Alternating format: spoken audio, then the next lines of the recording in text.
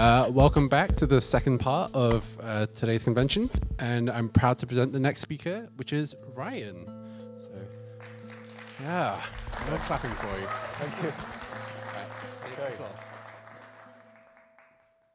So during this presentation, I'm going to be talking about self-development for freelancers. I've chosen to talk about freelance because I feel that there's a huge part of it which is all about mental game. So during this project, I'm going to talk about a client project that I worked on last year, which is Project Neon.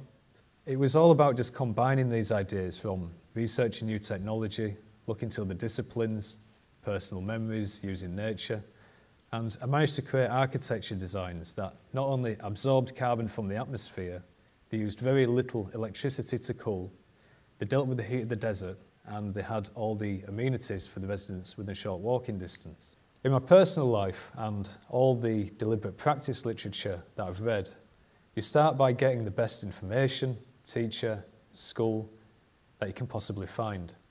It's not about how many hours you put in, it's how many quality, correct repetitions you can do for the time that you have.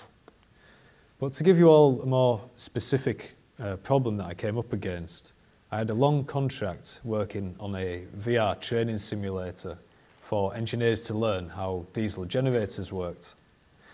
Changes and updates to the Oculus Mixed Reality Toolkit, the core functionality and physics of the VR control system and interactivity were coming out weekly while I was on this project.